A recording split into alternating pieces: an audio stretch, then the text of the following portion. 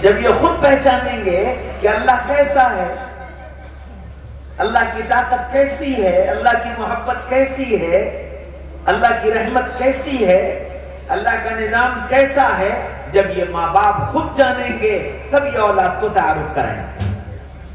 اس نے فرمایا کہ تمہارے ذمے ہے اپنی اولاد کو میرا تعارف کرانا، اور اس تعارف کو کرانے کے لیے تم کو خود میرا تعارف حاصل کرنا پڑے گا۔ میرا تعارف کہاں ملے گا؟ کہ میرا تعارف قرآن میں ملے گا۔ جب قرآن سے مجھے پہچانو، اننی انا اللہ لا الہ الا انا فاعبدنی، میں ایک اللہ ہوں، میرے علاوہ کوئی معبود نہیں، میری عبادت کرو۔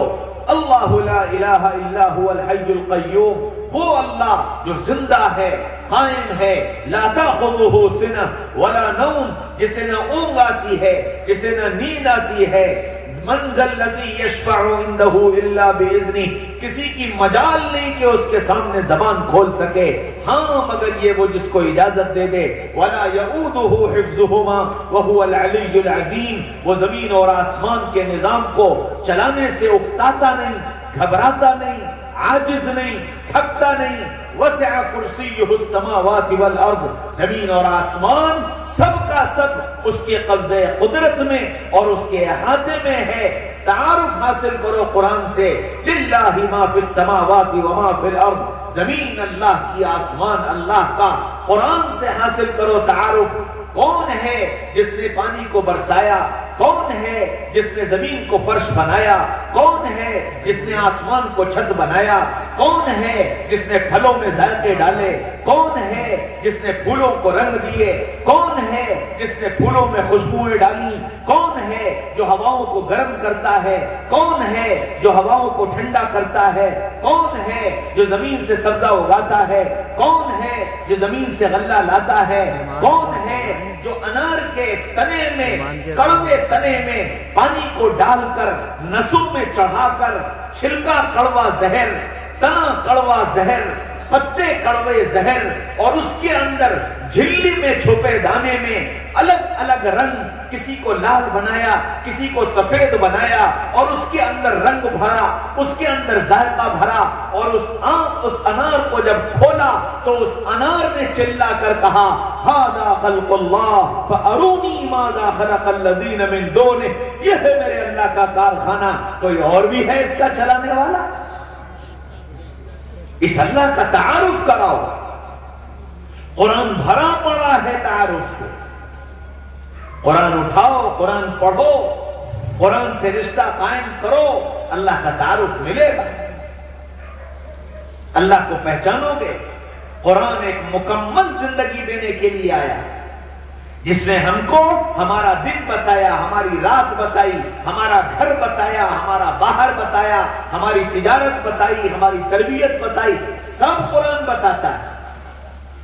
قرآن سے سیکھو کہ ہمیں زندگی کیسے گزارنی ہے۔ میرے بھائیوں، دوستوں، عزیزوں، بزرگوں، اللہ کا تعارف حاصل کرنا۔ دوسری بات فرمایا کہ اپنے نبی کا تعارف اور اپنے نبی کی پہچان اور اپنے نبی سے تعلق قائم کرنا، یہ تمہارا کام ہے کہ اولاد کے دل میں اللہ اور اس کے رسول کی محبت کو پیدا کر۔ اب وہی بات کہ نبی کا تعارف کون کرائے گا؟ جو نبی کو جانے گا، نبی کو پہچانے گا، نبی کی زندگی کو اختیار کرے گا، وہ نبی کا تعارف کرائے گا۔ اگر میں نے تم نے ہی نہیں پہچانا تو میں اپنی اولاد کو نبی کا تعارف کیا کراؤں؟ میں نے تم نے نبی سے تعلق قائم نہیں کیا تو میں اپنی اولاد کے دل میں نبی کا تعلق کیسے قائم کر دوں گا؟ میں نے تم نے نبی سے محبت نہیں کی تو میں اپنی اولاد کے دل میں اپنے نبی کی محبت کیسے پیدا کر دوں گا؟ ہاں، اگر اللہ اس کے رسول کی محبت میرے دل میں ہے تو پھر یہ یاد رکھو کہ یہ محبت نسلوں میں خود بخود منتقل ہوتی ہے۔ ایک اسکول کا بچہ اسکول پڑھنے جاتا تھا، چھوٹا بچہ LKG UKG کلاس کا، اس کے ماں باپ نے اس کے دل میں اللہ اس کے رسول کی محبت ڈالی تھی، تو اسکول میں استاذ نے نعت یاد کرائی، وہ نبیوں میں رحمت لقب پانے والا، مرادیں غریبوں کی برلانے والا، بچے نے نعت یاد کی۔ لیکن بچہ جب اس نعت کو پڑھتا تو وہ یوں پڑھتا، وہ نبیوں میں رحمت لقب پانے والے، مرادیں غریبوں کی برلانے والے۔ استاذ کہتا والا، وہ کہتا والے۔ استاذ کے سامنے ڈر کے مارے والا کہہ دیتا، پیچھے پھر والے پڑھتا۔ جلسہ ہوا، جلسے میں اسی بچے کو نعت پڑھنے کے لیے بلایا گیا۔ چھوٹا بچہ تھا، آواز بہت اچھی تھی، پڑھتا بہت اچھا تھا۔ اس نے یہی نعت پڑھی، وہ نبیوں میں رحمت لقب پانے والے، مرادیں غریبوں کی برلانے والے۔ وہ پوری نعت پڑھ کر کے چلا گیا۔ جب بیانات کا سلسلہ شروع ہوا تو کوئی میرا جیسا ایک ناواقف بیان کرنے بیٹھا تو اس نے یہ کہا کہ جی آپ بچے نے نعت پڑھی، بہت اچھی پڑھی، لیکن اس نے نعت کا قافیہ بدل دیا، اور یہ سب اس وجہ سے ہے کہ استاذ توجہ نہیں دیتے۔ استاد نے اس پر توجہ نہیں دی، اس لیے بچے نے غلط یاد کر لیا۔ اب استاذ کے تو کاٹو خون میں، بھرے مجمع میں رسوائی ہو گئی۔ اب استاد غصے سے لال پیلے ہو رہے، لیکن بہرحال اب اس وقت کیا کرتے، جلسہ ختم ہو گیا، اگلے دن پھر کلاسز لگے۔ اب وہ جس کلاس میں وہ بچہ تھا، یہ استاد اس کلاس میں پہنچے، اس بچے پر نگاہ پڑی، غصہ تو پہلے ہی تھا، اس کو دیکھ کر اور ساتویں آسمان پر خیال آیا کہ اب اس کو سزا دینی ہے، اس نے میری رسوائی کی۔ تو انہوں نے بچوں سے سوالات کیے کہ بھئی آج میں ہر بچے سے ایک سوال پوچھوں گا اور اس کو اس کا جواب دینا ہے، اور جو جواب نہیں دے گا اس کو سزا ملے گی۔ تو وہ چھوٹے چھوٹے بچوں سے چھوٹے چھوٹے سوال پوچھتے رہے یہاں تک کہ اس بچے کا نمبر آیا۔ اب جب اس بچے کا نمبر آیا تو سوال زیادہ کر دیے۔ ہاں بھائی تم بتاؤ ہمارے نبی کا پورا نام کیا تھا اور کہاں پیدا ہوئے اور کب تک وہاں رہے اور ہجرت کر کے کہاں گئے اور پھر وصال کہاں ہوا اور اب کہاں آرام فرمائے۔ اتنے سوال ایک ساتھ اس سے کر ڈالے۔ اب LKG کے کلاس کا بچہ کتنا بڑا ہوگا، 4-5 سال، وہ بچہ خاموش۔ انہوں نے پھر سوال دہرائے، وہ پھر کچھ نہیں بولا۔ غصہ تو آ ہی رہا تھا، اٹھ کے اس کے پاس پہنچ گئے اور اس سے جا کر کہا کہ دیکھو تمہارا گھر، تمہارے ماں باپ، تمہارے گھر کا ماحول، یہ میں خوب اچھی طرح جانتا ہوں کہ یہ ہو نہیں سکتا کہ تمہیں ان سوالوں کا جواب پتہ نہ ہو۔ تم یہ جو جواب نہیں دے رہے ہو تم ضدی ہو۔ میں نے نعت یاد کرائی تھی، تمہاری ضد تھی والے کہہ کر پڑھنا، تو تم نے جلسے میں بھی والے کہہ کر پڑھی اور سارے جلسے میں میری رسوائی ہو گئی، اور آج بھی تم اپنی ضد کی وجہ سے جواب نہیں دے رہے ہو۔ بتاؤ اس کا جواب کیا ہے۔ اس نے نہیں بتایا تو ایک تھپڑ دیا، پھر نہیں بتایا تو دوسرا تھپڑ، تیسرا تھپڑ، رونے لگا وہ۔ اتنے میں انٹرول کی گھنٹی بج گئی، بچے بھاگے تو استاد نے کہا اگر انٹرول کے بعد تم نے جواب نہیں دیا تو میں ڈنڈے سے تمہاری خبر لوں۔ سب بچے کھیلنے چلے گئے، یہ روتا رہا، تھوڑی دیر کے بعد اٹھا، باتھ روم گیا، ہاتھ منہ دھویا، واپس آ کر پھر اپنی سیٹ پر بیٹھ گیا۔ انٹرول ختم ہوا، بچے کلاس میں آئے اور استاد ڈنڈا لے کر کے کلاس میں داخل ہوا، اور استاد نے پھر سوال کیا، ہاں بھائی بتاؤ ہمارے نبی کا پورا نام کیا تھا اور کہاں پیدا ہوئے اور کب تک وہاں رہے اور ہجرت کر کے کہاں گئے اور پھر وصال کہاں ہوا اور اب کہاں آرام فرما ہے۔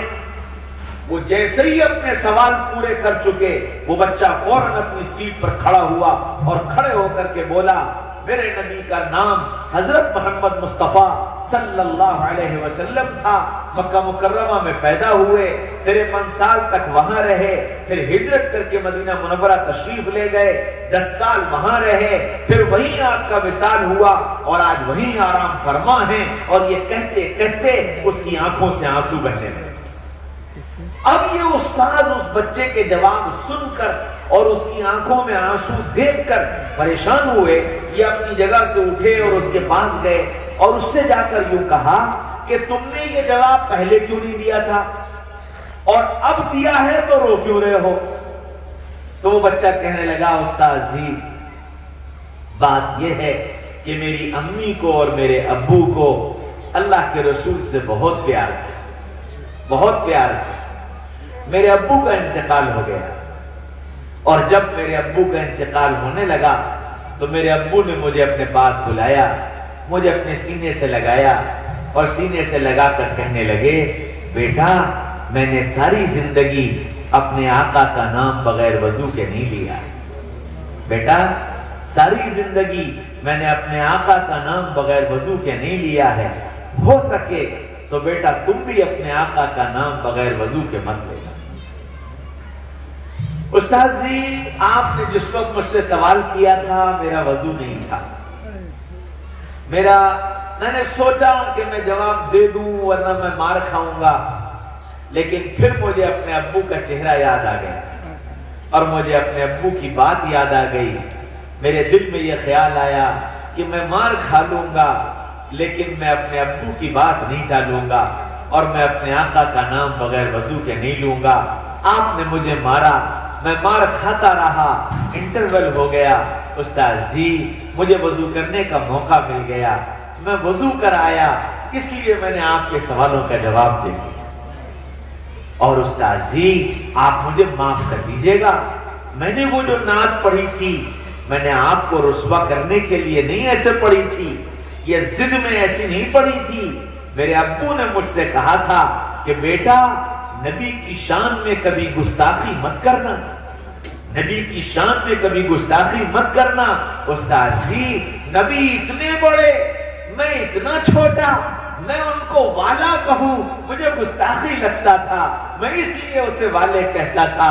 استاذ جی میری وجہ سے آپ کی رسوائی ہو گئی، آپ مجھے معاف کر دیجئے۔ استاذ کی آنکھوں میں آنسو آ گئے، بائیں پھیلائیں، اس بچے کو سینے سے لگایا، کہا بیٹا غلطی تمہاری نہیں غلطی ہماری ہے، ہم جانتے ہی نہیں محبت کیا ہوتا، ہم جانتے ہی نہیں محبت کیا ہوتا۔ ہاں میرے بھائیوں دوستوں عزیزوں بزرگوں، ہم بچے کے دل میں اللہ اس کے رسول کی محبت جب داخل کر پائیں گے جب ہم خود اللہ اس کے رسول سے محبت کرنے والے بنیں۔ مال سے محبت کی تو اولاد کے دل میں مال کی محبت ڈال دی، مکان سے محبت کی اولاد کے دل میں مکان کی محبت ڈال دی، دنیا کی چیزوں سے محبت کی اولاد کے دل میں دنیا کی چیزوں کی محبت ڈال دی، نہیں کی اللہ اس کے رسول سے محبت تو نہیں ڈال پائے اللہ اس کے رسول کی محبت، جبکہ اللہ نے میرے تمہارے ذمے کیا ہے یہ کام۔ یا بنیا یا بنیا لا تشرک باللہ ان الشرک لظلم عظیم۔ امی جان ابو جان آپ کی ذمہ داری ہے کہ اپنے بچے کو پہلا سبق یہ پڑھانا اللہ ایک ہے، اللہ ایک ہے، اس کا کوئی ساجی نہیں، اس کا کوئی شریک نہیں، اس کے کوئی برابر کا نہیں، اس کے ساتھ کوئی کام کرنے والا نہیں، وہ تنے تنہا ساری کائنات کا نظام چلانے والا ہے۔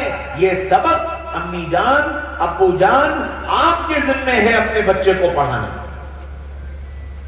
یا بنیا انہا ان تکو مثقال حبۃ من خردل فتکن فی صخرۃ او فی السماوات او فی الارض یأتی بها اللہ۔ امی جان ابو جان بچے کو یہ بات سمجھاؤ کہ تم رائی کے دانے کے برابر کوئی کام پہاڑوں کے پیچھے چھپ کر کرو، زمینوں کے اندر اتر کر کرو، آسمانوں پر اڑ کر کرو، سمندروں کی تہوں میں جا کر کرو، وہ رب جب تمہارے اس کام کو تمہارے سامنے لا کر رکھنے کا ارادہ کرے گا یأتی بہ اللہ، وہ تمہارے سامنے لا کر رکھ دے گا۔ کیوں؟ اس لیے کہ وہ بہت باریک بھی اور بہت باخبر۔ یہ یقین بچے کے دل میں بٹھاؤ۔ اور میرے بھائیوں دوستوں عزیزوں بزرگوں اور میری بہنوں اور بیٹیوں یاد رکھو دنیا کے اندر کسی انسان کو گناہ سے روکنے کی طاقت دنیا میں کسی کے اندر نہیں ہے سوائے اس کے کہ تم اس کے دل کے اندر اللہ کا دھیان پیدا کرو۔ ایک اللہ کا دھیان ہی ایسی چیز ہے جو تنہائی میں بندے کو گناہ سے روک سکتی ہے، ورنہ کوئی ڈنڈا انسان کو گناہ سے نہیں روک سکتا۔ گناہ سے روکنے کی طاقت اگر ہے تو صرف اللہ کے دھیان میں۔ قرآن اسی کی دعوت دیتا ہے کہ اپنے بچوں کے دلوں میں اللہ کا دھیان پیدا کرو کہ تمہارا رب تمہارے رائی کے دانے کے برابر کیے گئے کام کو تمہارے سامنے لا کر رکھ دے گا۔ قرآن بتاتا ہے کہ تربیت کیسے کرنی۔ یا بنی اقم الصلاۃ وامر بالمعروف وانہی عن المنکر۔ امی جان، ابو جان، آپ کا کام ہے اپنے بچے کو یہ سمجھائیے کہ زندگی میں تم کو نمازوں کو قائم کرنا ہے، بھلائی کی دعوت دینی ہے، برائی سے روکنا ہے۔ امی جان، ابو جان، آپ کے ذمے ہے وَلَا تُسَعِّرْ خَدَّكَ لِلنَّاسِ وَلَا تَمْشِ فِي الْأَرْضِ مَرَحًا۔ اپنے بچوں کی تربیت اس عنوان پر کرو کہ بیٹا لوگوں سے بات کرتے ہوئے تمہاری پیشانی پر بل نہیں پڑنے چاہیے، تمہاری آواز میں سختی نہیں آنی چاہیے، تمہارے چہرے پر بل نہیں پڑنے چاہیے۔ ان انکر الاصوات لصوت الحمیر، کہ سب سے زیادہ بری آواز گدھے کی آواز ہے، اس لیے بات کرنا تو شائستہ انداز میں بات کرنا، نرمی سے بات کرنا، مسکرا کر بات کرنا،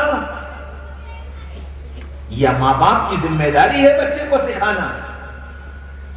قرآن سبق پڑھاتا ہے، دن کیسے گزارو گے، اے مردوں تم کیسے گزارو، اے عورتوں تم کیسے گزارو، اور ان بچوں کو دن کیسے گزارنا سکھاؤ۔ یا ایھا المدثر قم فانذر وربک فکبر وثیابک فطہر۔ او چادر لپیٹ کر بیٹھنے والے، اٹھو، کھڑے ہو، دن بھر تمہارا کام کیا ہے؟ ربک فکبر، رب کی بڑائی بیان کرو۔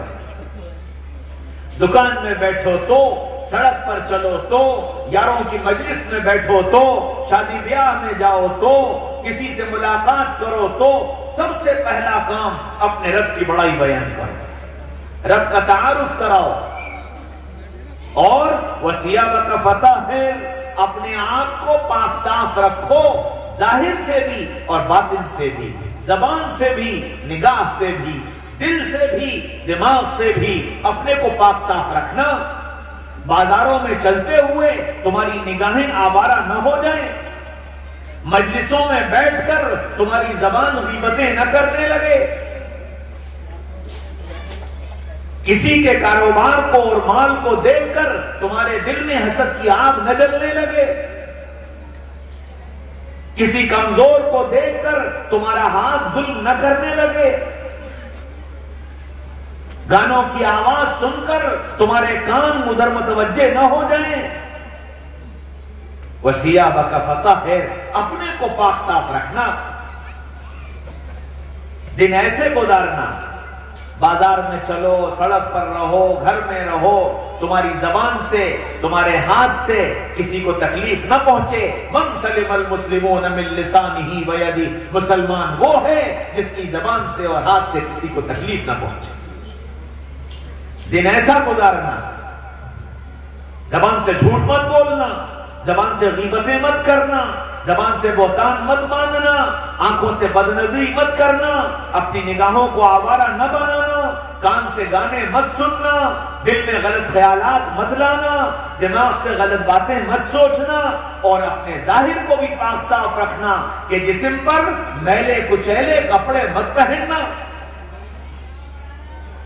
یہ دعوت دی ہے محمد رسول اللہ صلی اللہ علیہ وسلم نے، یہ دعوت دی ہے قرآن نے، اپنے آپ کو صاف ستھرا رکھو۔ ان اللہ نظیف یحب النظافہ، اللہ خود پاک صاف ہے اور پاک صاف بندوں کو پسند کرتا ہے۔ ان اللہ یحب التوابین ویحب المتطہرین، اللہ تعالیٰ روحانی اعتبار سے پاک صاف بندوں کو اور جسمانی اعتبار سے پاک صاف بندوں کو پسند کرتا ہے۔ تو دن ایسے گزارنا کہ تمہاری روح بھی پاک ہو، تمہارا جسم بھی پاک ہو۔ رات کیسی گزارو؟ یا ایھا المزمل قم اللیل الا قلیلا نصفہ او انقص منہ قلیلا۔ او چادر اوڑھ کر سونے والوں، اٹھ جاؤ، اٹھ جاؤ، اٹھ جاؤ، مجھ سے باتیں کر لو۔ کتنی دیر؟ کتنی دیر؟ نصفہ، آدھی رات سو جاؤ، آدھی رات مجھ سے باتیں کر لو۔ اللہ تو اللہ ہے، جانتا تھا کہ 1400 سال کے بعد ایسی قوم آئے گی جو آدھی رات تو ہوٹلوں میں گزارے گی، یاروں کی محفلوں میں گزارے گی، چوپالوں میں گزارے گی، تو یہ آدھی رات مجھے کہاں سے دے دیں گے؟ تو اللہ نے فوراً اگلا جملہ کہا، نصفہ او انقص، اچھا آدھی سے کم، آدھی سے کم، ایک تہائی میری، 2 تہائی تمہاری۔ یہ زمانہ بہت ایڈوانس ہو گیا ہے، 2 بجے، 2:30 بجے، 3 بجے، اس سے پہلے نیند ہی نہیں آتی۔ اگر گھر پہ آ کے بستر پہ لیٹ گئے تو ماشاءاللہ یہ موجود ہے رات جگانے کے لیے، پھر اس کی نظر ہوتی ہے۔ واٹس ایپ، فیس بک، انسٹاگرام، ٹویٹر، اسنیپ چیٹ،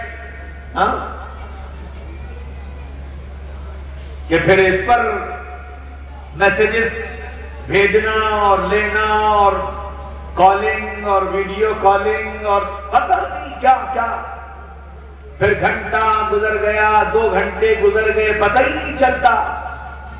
تو اب ظاہر بات ہے کہ جب 2 بجے، 2:30 بجے، 3 بجے یہ سوئے گا تو پھر یہ ایک حصہ مجھے کیسے دے دے گا؟ ہائے ہائے کتنا مہربان ہے اللہ۔ پھر ایک اور جملہ کہا، مِنْهُ قَلِيلًا، مِنْهُ قَلِيلًا، اچھا تھوڑی سی دیر، اچھا تھوڑی سی دیر، کچھ طے نہیں کیا، تھوڑی سی دیر، 2 رکعت، 4 رکعت، تھوڑی سی دیر مجھ سے باتیں کر لو، تھوڑی سی دیر، اور باتیں کیا کرو؟ وَرَتِّلِ الْقُرْآنَ تَرْتِيلًا، اچھا قرآن پڑھ کر سناؤ، اچھا قرآن دل لگا کر قرآن پڑھ کر سناؤ، میں تمہارے دل کی سننا چاہتا ہوں۔ رات ایسے گزارو، یہ مردوں سے بھی کہا، یہ عورتوں سے بھی کہا۔ حضرت علی رضی اللہ عنہ فرماتے ہیں کہ جب میرا دل چاہتا ہے کہ میں اللہ سے باتیں کروں تو میں نماز پڑھنے لگتا ہوں، اور جب میرا دل چاہتا ہے کہ اللہ مجھ سے باتیں کرے تو میں قرآن پڑھنے لگتا ہوں۔ تو رات ایسی گزارو، قرآن نے سکھایا۔ گھر میں کیسے رہو؟ وَعَاشِرُوهُنَّ بِالْمَعْرُوفِ، اے محمد صلی اللہ علیہ وسلم ان سے کہیے کہ گھر میں اچھی طرح رہا کریں، محبت سے رہا کریں، رعایت کے ساتھ رہا کریں۔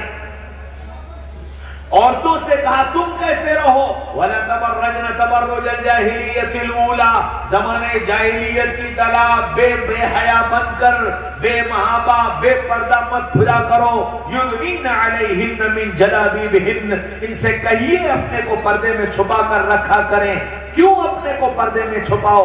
اس لیے کہ اللہ نے تم کو قیمتی بنایا ہے۔